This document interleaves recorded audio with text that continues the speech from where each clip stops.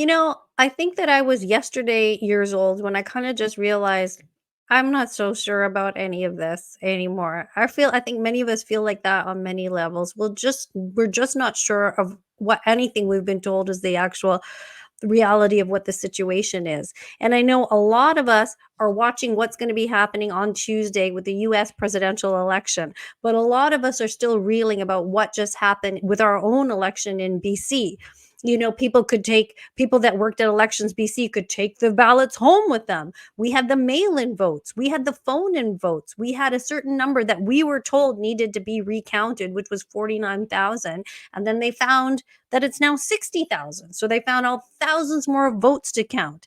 And all that happens is that information is fed into the newsroom. It'll ping on the wires, just like every other news story is pinged, like 9/11, like COVID information, like any type of information. And we just take it as gospel and report it. Or a reporter reports it because they got an inside scoop at the ledge or whatever. That is reported out to you. So we are supposed to take what they say as gospel. And I'm not so sure anymore that anything they say can be believed. These machines, these smartmatic machines that you fed your ballot into, are known to have dealings with companies that have done corrupt things in the past. I did a video about that previously, about Smartmatic linked to Dominion and what they did in Venezuela, but they also have manipulated votes in swing states in the US. Not only has that company done that, well, they're actually in bed with other companies like Sequoia who have done the same thing. And right now, where we're at, we're supposed to just believe that, you know, unfortunately, Rustad conceded and David Eby is, elected, apparently, even though there's all this dealings with him and all this news has come out from reporters like Sam Cooper, who I will interview. We connected actually. This foreign interference that David Eby has an advisor, an Asian advisor who was a journalist.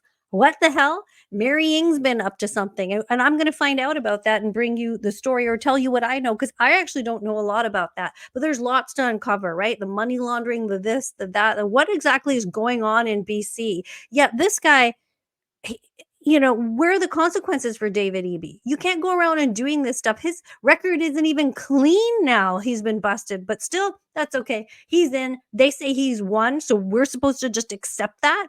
And so a lot of people ask predictions, right? What's your prediction in an election? Who do you think's going to win? Who do you think's going to win? And everybody, it's a tight one again, like Trump and Kamala. But I feel now like this is just a narrative because we've seen this before. Like look at what they're trying to get us to believe right now. So this is what they expect it to look like.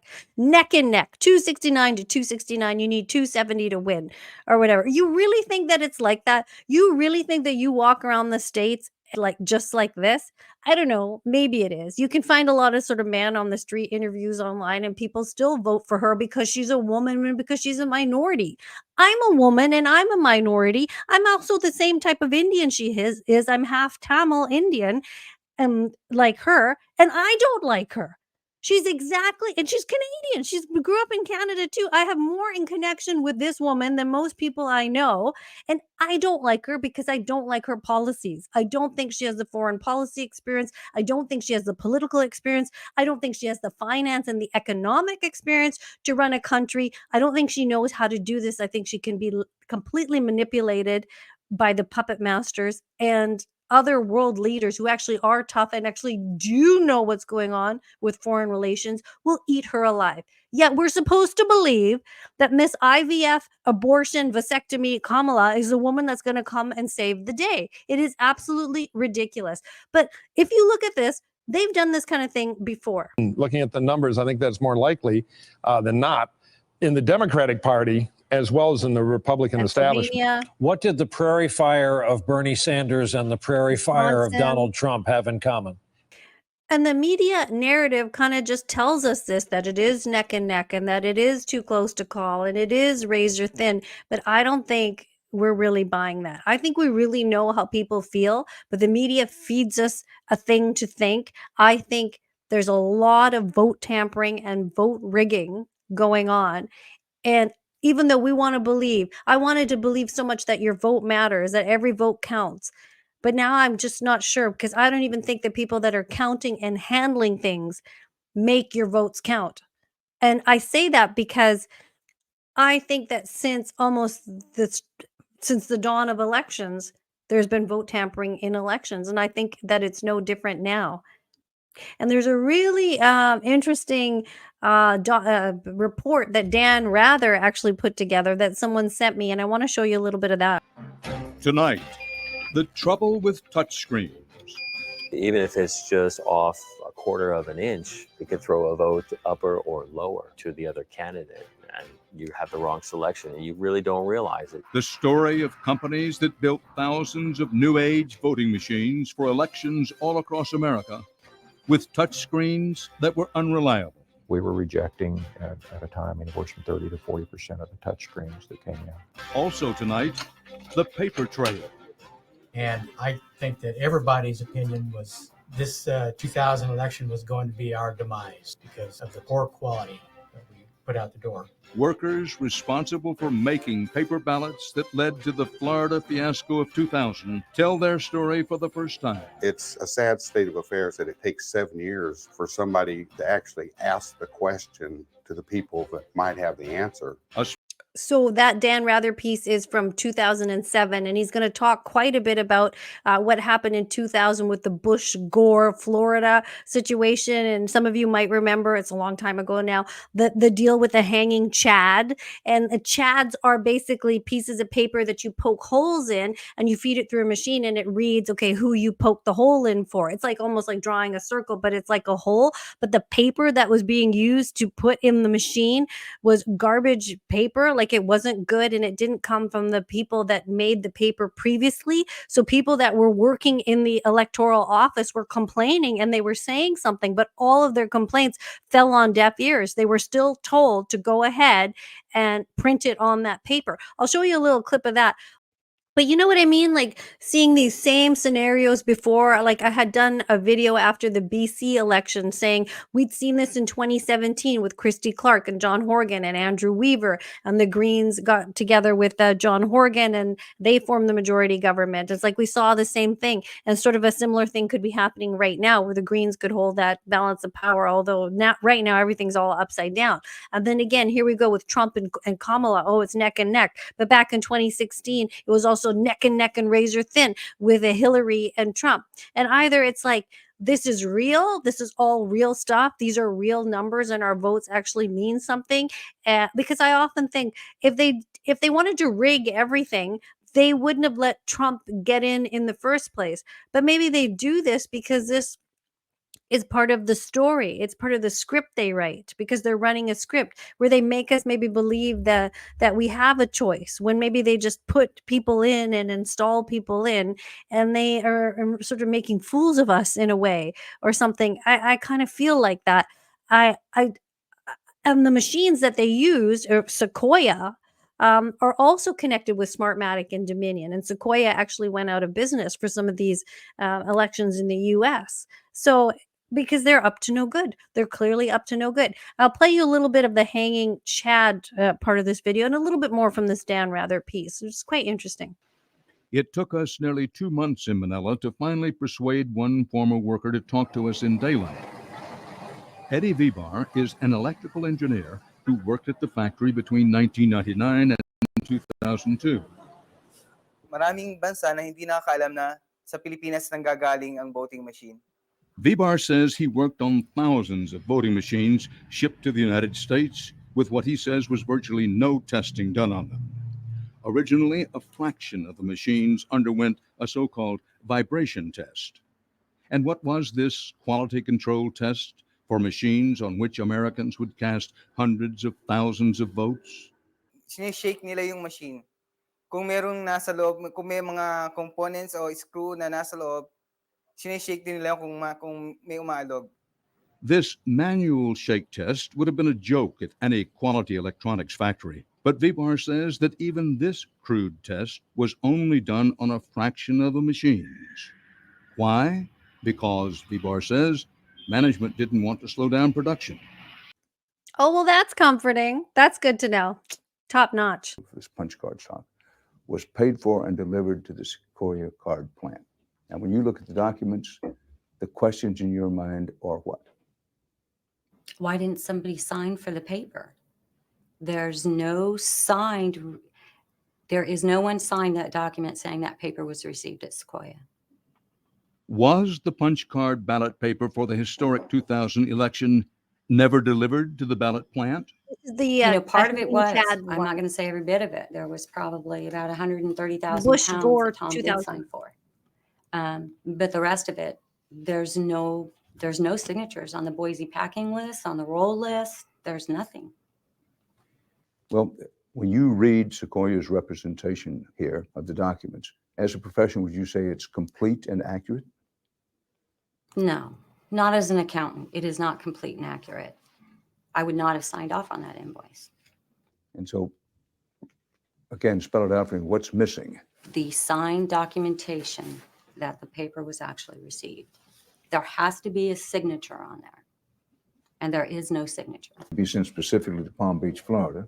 All right. And I'm not doing that unless somebody above me signs off. That's right. So you go to Miss Quality Control and she won't sign off on it. Nope, she won't okay it.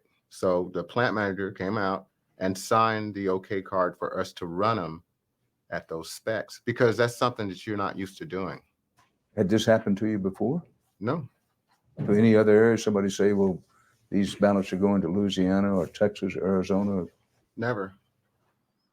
According to these workers, the combination of bad paper and incorrect ballot specifications for Palm Beach. They were asking them to feed the paper through the machine, but the top and the bottom of the paper were ruined. So those votes didn't get counted in with everything. So they had to just sort of change the specs of the paper and feed it through the machine, which meant that votes were missing. We asked Evans if she could demonstrate for us the CHAD testing that had led to her concerns. This became possible when last fall, Palm Beach County released over 200,000 unvoted ballots left over from the 2000 election. Let's see what we get. We had a gang punch identical to the one used by Linda Evans at the factory, made by an engineer familiar with Sequoia's test instruments. Rantanen met with Linda Evans at her home in Exeter, and they tested ballots together. Uh-oh, let's get something. That's got a whole bunch of somethings. Yep. While older Sequoia ballots, made earlier for another county, punched perfectly,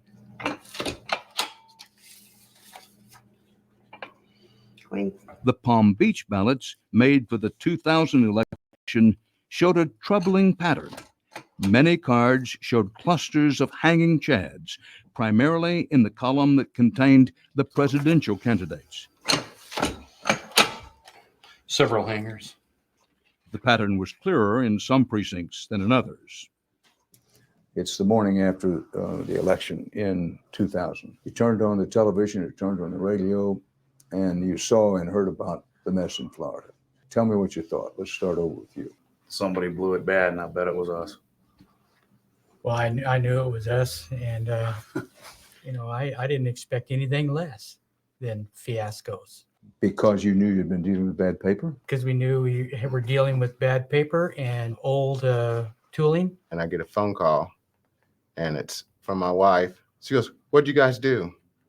Amazing, isn't it? That's a long documentary. I'll put that in the description also. A little bit about Sequoia. Sequoia was a California-based company that was one of the largest providers of electronic voting systems in the U.S. On March 8, 2005, Sequoia was acquired by Smartmatic. You know Smartmatic. That's what we use here in BC and Ontario. That is the maker of the machine that you fed your ballot in. But anyway, Sequoia was acquired by Smartmatic, founded by 3 Venezuelan software engineers. In November 2007, following a verdict by the Committee of Foreign Investment in the United States, Smartmatic was ordered to sell Sequoia, which it did to its Sequoia managers having U.S. citizenship. On 4th of June 2010, certain assets were acquired by the Canadian company Dominion Voting Systems. Okay, there you go. Dominion, Smartmatic, Sequoia, all very strange bedfellows, or maybe not so strange. And maybe this is just what they do to us. Also, sometimes you hear with all this immigration and all these new people coming in, a lot of new people coming in, that you think, oh well, then if the liberal government here in Canada let them in, then they're likely to vote for the liberal government. I don't know, maybe not, maybe they don't even vote anyway. And they also say the same thing in the US. They go, well, they brought all the migrants in because, and they give them money and they give them places to stay, and they, basically welcome them with open arms. And so they think that they will then vote for that administration. Maybe they do, maybe they don't. I think sometimes they are encouraged to vote, but that also could possibly be a narrative we're fed, because if they can rig the votes anyway, if they can vote tamper anyway, they could just tell us the results. Like, what do they need to bring in all these migrants to vote for them? I think they bring it in because it's the destruction of the middle and the lower class, or the destruction of society. And not the destruction, but like they slowly chip away at normal working Canadians or people who immigrated here in the proper way, and it creates this sort of an imbalance of housing, imbalance of jobs, imbalance of opportunity. That's what it creates. So it kind of shakes up your foundation of society. It destabilizes things, and I think that's what is behind doing it. And maybe the vote is just an extra bonus, or perhaps just a narrative they tell us based on falsity. And now we are seeing videos of voting machine glitches.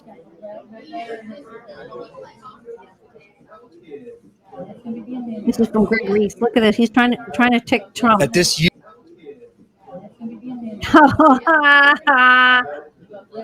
year's DEF CON conference. And one woman at the end of this video is going to talk about migrants. To submit a special form for them to vote, which will tie results up for another week after Election Day. Signed up to work this November 5th election poll here in the county that I live in Iowa. I wanted to see firsthand for myself if illegal immigrants are actually being allowed to vote. This is what we've been instructed. Even if they say that they're a U.S. citizen, and I still question it, any of us question it, they still are allowed to vote. They will be given this. This is a provisional ballot. Basically, what that means is you still get to vote. The voting stops at 8 o'clock. At 8 o'clock, however many of these provisional ballots that we have, those are accumulated, and then they are all shoved in an envelope together, sealed, and then they go somewhere else. They have from November 5th through November 12th to bring information to verify that they're actually a U.S. citizen. That's a bit crazy that they would have extra time. That just none of that seems right. And although you are legal in the States, when you cross the border, the government there considers you legal. You're not a U.S. citizen, and therefore you are not allowed to vote. That's the way it's supposed to be, but it's really getting all mucked up now. And you know what? Now there's an emotional level, because people are so much more emotional than they were in the past about this. I mean, we might have taken an interest in Trump, Clinton back then, but now we know so many more layers about everything. And now we feel very frustrated that we are lied to on so many levels about so many things, to the destruction of our own lives, our own health, and our own wealth. And we're kind of sick of it. And I kind of feel like on Tuesday, we're all going to be nail biting and watching it. But I feel like they could fake whatever they want. They could say whatever they want. They could tamper whatever they want. They could tell us that there's a recount. They could say anything to us, and we have to go, oh yeah. And that the media has prepared us for this every step of the way, right? The media kind of just get ready for a tie. Oh, it's a nail biter. Oh, it's neck and neck. It's like, no, it can't possibly be, because anybody that has a brain knows there's no competition. But I don't know. That's what I think. Let me know what you guys think. Leave me a comment. I hope this video isn't upsetting, because I don't know, but I do feel frustrated. I feel like when I want to mark my ballot on a piece of paper, I want it to mean something, because you get so criticized when you get vote shamed. There's fat shaming, slut shaming, and vote shaming, and I always make the effort because it's such a small effort to run up the street to your local facility and vote. But I don't want to feed my vote into a machine that's been up to no damn good. And we can see Smartmatic, Dominion, and all these Sequoia, they up to no good. And the paper ballots that were used before in the Bush Gore election and all the mucking around with all that, they're making a fool of us. And we're sick of it. We're sick of it. I wish we could all just stand up and say, we don't accept this. We don't accept this. Get a bunch of people in a warehouse and physically count the votes, real paper votes. You know, ID, you cross-check the ID, you check the ballot, you do the paperwork properly, you tabulate it correctly. But I could be living in a fantasy world. Anyway, thank you guys so much for watching this video. Subscribe to my channel if you like what you see. It does help. It helps it to grow. It helps me to make more of these videos. If you like it, great. And you can watch out some more for me. I'll link some of the videos that I played in here in the description. Keep your eye on Tuesday. We'll see what happens. Thank you so much for watching today. Bye-bye.